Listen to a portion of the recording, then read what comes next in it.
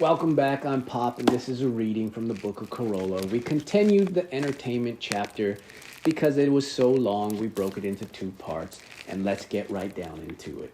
Music. I love music.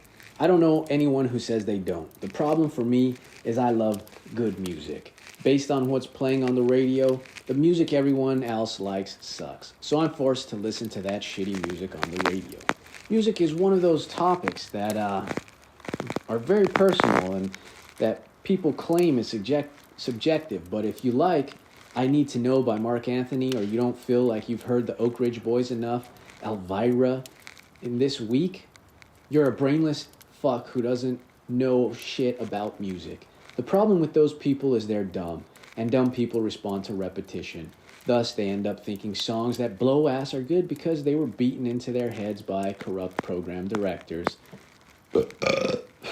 Excuse me. Here's how stupid people are. Having My Baby by Paul Anka was number one in 1974. In '06, CNN announced it was the worst song of all time. One of the best songs of all time, Rosalita by Bruce Springsteen, came out a year before but did not chart. On a positive note, it's comforting to know that people had no taste and were nimrods almost 40 years ago. Everyone always talks about today's youth, how ill-informed they are, and how bad the music of today has gotten. At least our parents were retards too. How did we get into this mess? Rod Stewart comes up with an abortion of songs like Passion or Hot Legs. The label he's on drops off a sack of cocaine and some money to a DJ and or program director. They agree to play Passions 3 times an hour. You assholes hear it on your way to work 2,000 times, and the next thing you know, you're hooked on a subpar piece of shit song. There's no way, based on its own merits, that Shout by Tears for Fears would be a number one song. Somebody got paid off. You measure a good song by the same way you measure architecture, fashion, and other artistic endeavors. Time. You know when you see a picture of yourself from the 80s with a horrible hairdo and some stonewashed jeans and you think, how embarrassing. What the hell was I thinking? Why didn't somebody stop me? It's the same thing Mick Jagger and David Bowie should be thinking every time they hear their cover of Dancing in the Streets. The point is that time, it seemed like a good idea. Just like kitchens with burnt orange, formica, and avocado appliance, den walls covered with fake brick paneling and segregation. All horrible decisions that we now universally recognize as wrong. But somehow, when it comes to music, we can't just admit we made a mistake with emotional rescue. There's always some dick who defends the past. Hey man, I lost my virginity to Careless Whispers. I'm sure there was somebody who got laid for the first time on 9/11, but they don't get a boner when they see the footage of the airplanes going into the tower. Let's start with a list of songs I never need to hear again. Addicted to Love by Robert Palmer. Robert Palmer is a guy who flies under the radar, the shit radar. He had 3 or 4 horrible songs made tolerable by coke whores pretending to play guitars behind him. Addicted to Love is a shitty repetitive song that sadly I could belt out in karaoke, even if the monitor was broken. That's the tragedy. That's where the lawsuits should come in. I know all the lyrics to Addicted to Love and Bad Case of Lovin' You and Simply Irresistible, even though I've never bought a Robert Palmer album. When the first lick in Addicted to Love comes on the radio, I pounce on it as fast as I've almost gotten into accidents. If the knob broke off, I could change the channel, and couldn't change the channel, I would drive into the first 18-wheeler traveling the opposite direction. This is the essence of this chapter. All the shit that's foisted on us, how we can't escape it because it's ubiquitous in our retarded culture. I don't even know that word. And all the incels who not only defend these hacks, but turn them into millionaires while my ears are being raped. Cocaine by Eric Clapton. Super slow and super repetitive. The song should be called Quaalude or Ether Rag.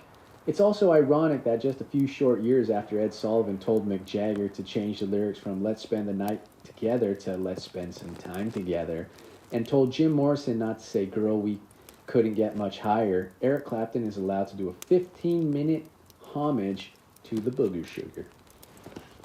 I Shot the Sheriff by Bob Marley, but I did not shoot the deputy. Oh, our mistake. Sorry for the inconvenience. Bob Marley's a legend, and so is Eric Clapton, and there's something progressive, evolved, and cool about a British guy covering a reggae song. It still does not prevent the song from blowing hippo ass, not rhyming, and not making any sense whatsoever. He shot the sheriff, but he did not shoot the deputy. Bob Marley would make an awesome attorney, Your Honor. Well, it's true my client murdered the sheriff. He did not, however, shoot his lower-ranking partner. Well, take our apology in the form of a check. Thank you. I Love Rock and Roll by Joan Jett and the Blackhearts. This song is a 1-2 punch of shitty and effed out. It's the melodic equivalent of getting crabs from a fat chick. Lose-lose. It's a simplistic, repetitive, uncreative chorus that never ends. If it isn't bad enough, I've heard this song 230,000 freaking times. Born in the USA by Bruce Springsteen. Oh, sorry, Lynette. Bruce has got a lot of good songs. This ain't one of them. Somewhere around the 166th time he screams he was born in the USA, I started wishing I was never born at all. Abracadabra by the Steve Miller Band. Abracadabra, I want to reach out and grab ya. Lyrically, this song is an abortion. Steve Miller gets some kind of free pass musically, and I'm not sure why. His songs suck, whether it's the Joker Toker song or Take the Money and Run. His lyrics sound as if they were written by an 8-year-old who was stricken with fetal alcohol syndrome. Have you ever uttered this phrase? I could go for a good Steve Miller song about now. I've had notes left on my car windshield with more complex rhymes. Is there something I don't know about Steve Miller? Did his wife drown his 5 kids in a bathtub? Does he have full-blown AIDS? Is there some reason why we can't all say out loud how much his music sucks and what an insult his songs are to everyone's collective intelligence? Right about now you're saying, Ace, don't be so hard. Jet Airliner is a pretty good song. He didn't write that one. Stuck with You by Huey Lewis. Sorry, Jimmy. Jimmy Kimmel's my favorite artist and one of the nicest guys in the world, so I'll keep this short and give Huey the benefit of the doubt.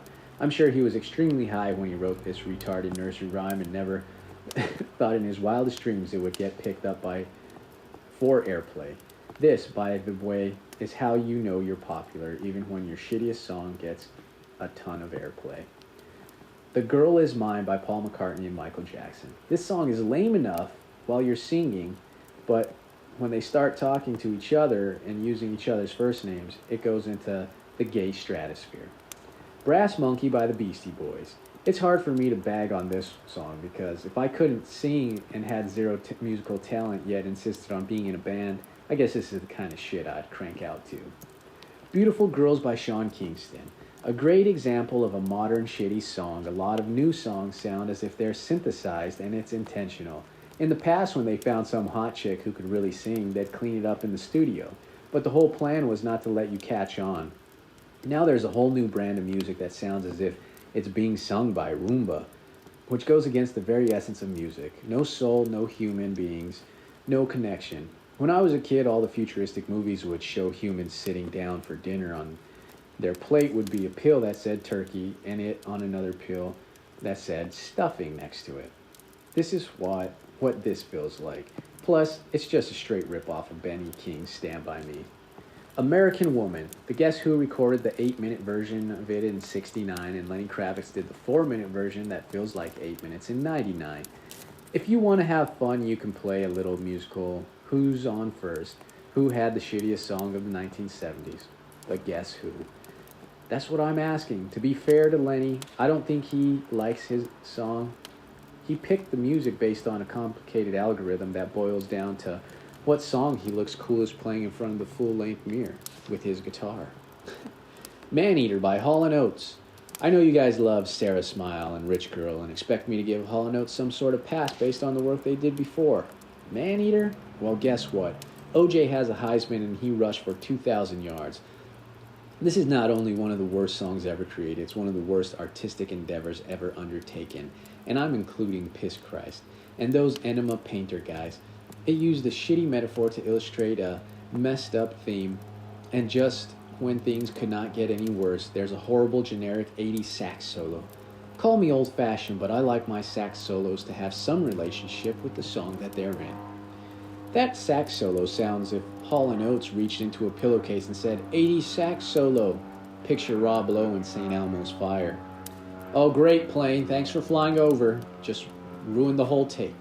But it's alright, we're going to push on and finish. The whole song was done on a Casio and represents everything that's wrong with music. Imagine if you were resurrected Haydn, Tchaikovsky, Janis Joplin, and Wes Montgomery. Sat them down in a room and played them this piece of cat shit rolled in AIDS, Jimmy's, known as Maneater. Then you told them this song made it all the way to number one. They would never stop vomiting. Other than that, it's an okay tune. I know what you're saying. Hey man, those are good songs. I liked some of those songs. Please let me address this. None of these songs are good. They suck by all units of measurement. Cosmically and artistically, they all represent horrible work by the artist. The fact that you like them is a combination of the man pounding them into your brain and your brain being malleable enough not to fend off the shit barrage that program directors constantly bombard it with. My brain has a hard candy outer shell that is able to ward off John Cougar Mellencamp and absorb the John Heights. That's why I get to write a book, and you don't. The 80s was simultaneously the best decade and the worst decade for music. Everyone always does that. Oh, you were in high school in the 80s, and that's why you like the music. I don't like cars from the early 80s. I like cars from the 60s. I hate the architecture from the early 80s. I like architecture from the 20s. Are you starting to get the picture? So shut the F up. I like the music from the early 80s because the Pretenders' first album and Joe Jackson's first album and Elvis Costello's first album were great. Not because I was 15, but you wouldn't know there was this much great music in the 80s if you ever turned to the 80s station on satellite radio or watched any VH1 flashbacks. 80s shows or listened to the 80s weekend on your local radio station. Then it's a lot of Union of the Snakes by Duran Duran, Wham, Young Guns, Tainted Love by Soft Cell. It's all the soundtrack to a really shitty Adam Sandler movie. It's like we're punishing ourselves. It's called the 80s station, not the super shitty, crapped out, horrible songs from the 80s station. We could be hearing Clubland by Elvis Costello or Stupefaction by Graham Parker, but instead we get The Safety Dance by Men Without Hats. This is the equivalent to getting a sack of trail mix, picking out all the smoked almonds, peanuts, and M&Ms, and just eating the raw sunflower seeds. Why are we doing this to ourselves? There's tons of great music out there. Why are we forced to listen to the biggest mistakes of our decade? If we're going to go this route, shouldn't we take a number 2 pencil and shove it into one ear until it pops out the other? Indulge me for a moment while I directly address the gentleman who programs the Sirius XM 80s channel that's in my wife's car. Dear Fuckstick. Dear Fuckstick, you obviously don't know shit about music, or you're maniacal, mad person who is trying to sonically punish those who pay a premium for satellite radio. If I hear People Are People by Depeche Mode one more time on your piece of shit 80 stations, I'm gonna buy a black market Soviet ballistics missile and shoot down your satellite. So, we're so gay and we're so naive. They were so gay and so naive. The Village People broke when I was in junior high, and even though they had all bushy mustaches and were singing about cruising YMCAs and shipping out with the Navy, none of us had a clue they were gay. One of the guys was just dressed as a leather homo. He didn't even have an occupation other than sucking cock. It'd be awesome being one of the Village People. You must get pussy every night. It's not as though we didn't know that what gay was. We just couldn't do the Village dude math. And none of our dads or older brothers did it for us. Somehow in the era of disco, everyone was gay and no one was gay. Between the coke and the mirror ball, we were all temporarily blinded. Another swish we should have seen coming was Rob Halford from Judas Priest. He dressed like an extra from the Beastmaster. No wife, no kids, mangina, goatee, and a studded codpiece. Ram It Down, Point of Entry, and Hell Bent for Leather are just a handful of the super obviously gay titles we didn't get. When Queen came out with that album that had all the new chicks on the bicycle, I was like, Freddie probably personally nailed every one of those bitches. Freddie was giving us obvious clues, we just weren't picking them up. It's like we were standing under a gay basket. He threw us a no-look pass, and we just missed the layup. His balls just clanked off our rim. The band was named Queen. He adopted a massive overbite and a biker cop mustache, and yet we still didn't get it. So he finally threw in the towel and said, screw it, give me AIDS. Reggae music. Reggae music sucks, but no one except me will say it. Bob Marley's Jamming is one of the shittiest songs ever made, and no one ever utters a word about it because somehow you're either uptight, racist, or square if you don't like reggae music. Here's my problem with reggae music. You only need one reggae album in your collection to officially own every reggae song that has ever been recorded because they're all the same. Having a collection of reggae music is like having a collection of garbage disposals in your kitchen.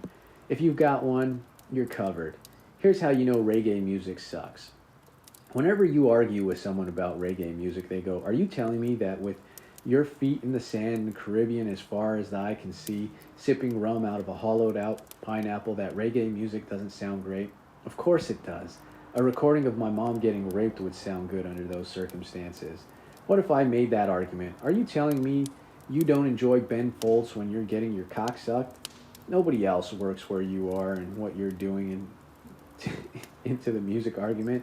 Just reggae defenders. Led Zeppelin. Not only one of the greatest rock bands of all times, but one of the most secure. We're living in a time of shameless self-promotion, where Ed Hardy t-shirts have Ed Hardy printed on them 250 times. Fergie's first single was called Fergalicious, and every player in the NFL refers to himself in the third person. I have a theory on why the whole athlete third person phenomenon and why they do this. It's because, not because they're pompous, they do it for when their wives confront them with a pile of text messages from their mistresses. That way they can say, DeBrickshaw Jackson doesn't cheat. DeBrickshaw loves his family. That doesn't sound like DeBrickshaw Jackson I know. But if you want, I can talk to him next time I see him. So it's refreshing that Led Zeppelin intentionally made their song titles confusing. Here's a list of Led Zeppelin hits. I guarantee you know every one of them, but not by title, because they're not mentioned in the lyrics of any of these songs.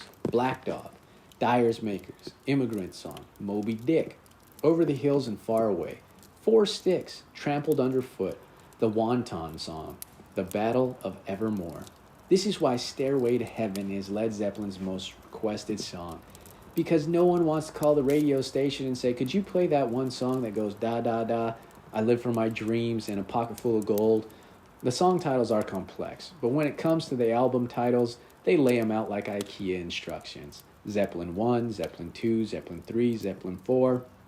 The fifth album, Houses of the Holy, is where they regain their insanity, just to screw with you. It does not contain one of their few hits that has the title in the lyrics. House of the Holy.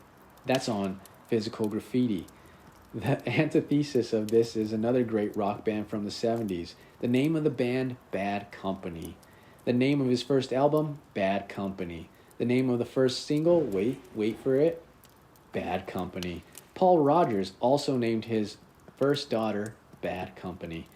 Here's a tip for all you folks who enjoy Kenny Chesney or Celine Dion but are scared you'll get your ass kicked by hipsters at the cool guy party if anyone asks you, what's on your iPod? You just tell them Motorhead and Radiohead. Or if you like, you can put the word early in front of the artist names, and it works. I'm into early Clapton. I'm into early Billy Joel. I'm into early John Tesh before he went corporate and lost his edge. In conclusion, artistically, we humans are capable of such great work as The Wizard of Oz, Songs in the Key of Life, and All in the Family, yet we choose to drown ourselves in a sea of Paul Blart Mall cop shit. Every rose has its thorn in Cougar Town.